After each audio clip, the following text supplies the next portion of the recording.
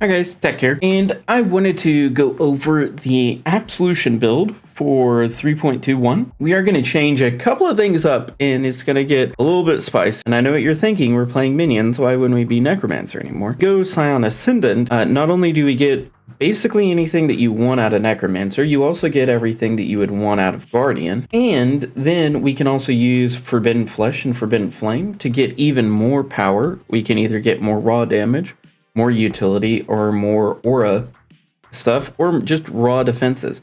Kind of any way that you want to go regarding that. So it just seems like a much better and stronger option down what we are doing here. So we are using Skeleton Mages, which is where our clear speed is coming from. You're seeing here has some legacy gear that is currently unobtainable. Now, what we have going in the helmet here is a +3 to minion gems, which doesn't exist anymore. We just get +2. So because we just get +2 now, it kind of changes the whole architecture behind how to think everything. So our Absolution is going to go into a 6 link. We're still looking at Fleshcrafter because Absolution dealing just more damage and getting free pins seems really good. Then we are going to have our Summon Skeleton Mages on a 4 link in the helmet. Now you have an option when it comes to utility. You can do what I'm doing here, which is using Shield Charge and then Raise Spectre in basically a 4 link together, or you can do Animate Guardian in there. The difference between the two is Animate Guardian is going to give you more damage, and both of them will be a little bit more survivable if you run that. However, if you want the Shield Charge faster attacks just for a better quality of life, I think it feels much better. It plays much faster. So if you want a faster gameplay experience, I would go the Shield Charge method.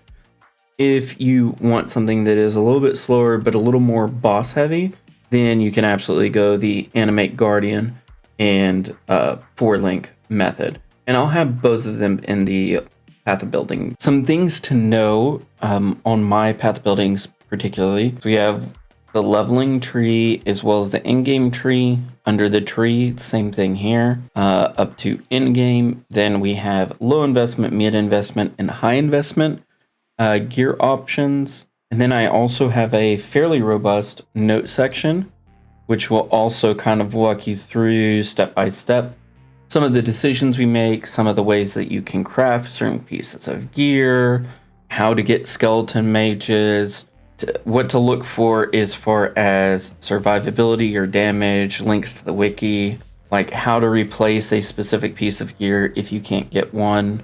And then also like for your flask setup, I don't do this flask has to be exactly this way because that is the most inefficient way to try to roll flask. What you need to do is have a lineup of flasks. So to basically figure out which version of the utility flask you want to go with. So if you want to have damage and defense, get a basalt, a granite, a consecrated, and a silver. Transmute and alt spam until you hit one of these suffixes. You don't have to get a specific one, just one of them. And then you go to the next flask and you do the same thing until you get a different one. And you keep going.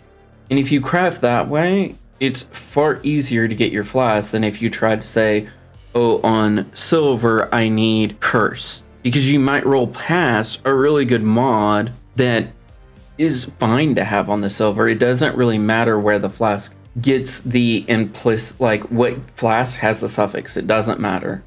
The only thing that matters is getting the suffixes that you need. That's the only thing that matters. So I just give you the list of the suffixes and a couple of combinations as far as what I would recommend for utility flask. One caveat, if you don't have Corpsewalker boots, they aren't super expensive.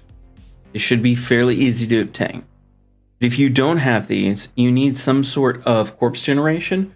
So you can run like Desecrate on your cast when damage taken, and that will give you enough corpse.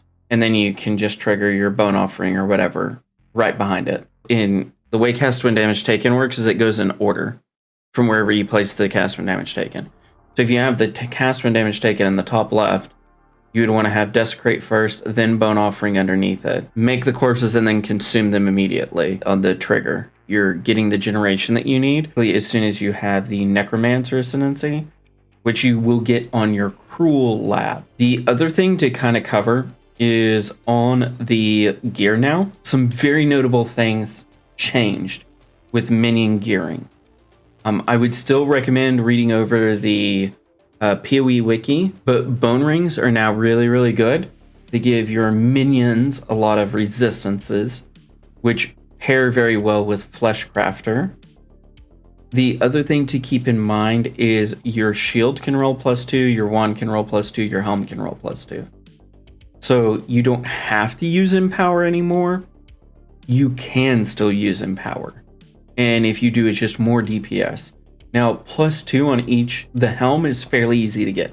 +2 on the weapon and the shield are going to be expensive, especially if you're going to add trigger or if you're going to add a recovery mechanic, which we want. So just kind of know that you're going to probably have like +1 on the wand with trigger and +1 on the shield with recovery. But if you're looking for that really, really min-max, you want to get the +2. So just some things to kind of go over. As far as the skills, the reason I don't do anything after Act 3 and I just go right into endgame is because there's nothing new once you hit Act 4. There's nothing to keep you from getting any of this. And you get a 6 link right off the bat. I don't want you to not have the gems that you need access to. I would just rather give you everything. And these are kind of in order of importance. So if you have a 4 link, just put in the first 4. If you have a 5 link, do the first 5. Empower is going to be expensive and you're not going to get it all the time right off the bat.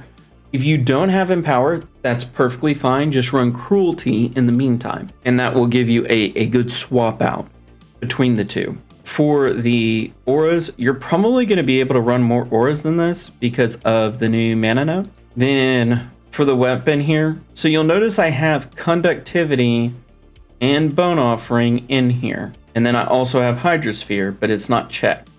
So what this is for is if you get a Conductivity ring, you just take this off and you put that in. That's what this is set up for. Then your skeletons, your gloves.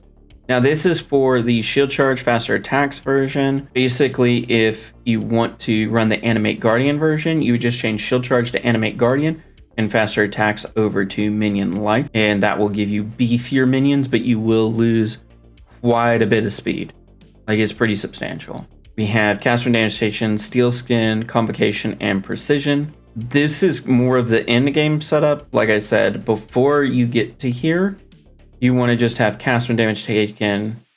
You want to have Desecrate and Bone Offering until you can get to this part or have a trigger wand. One of the two. Or Corpsewalker boot. And then this is if you get Conductivity in a ring. I hope this is helpful. If you have any questions, feel free to ask them in the comment section down below.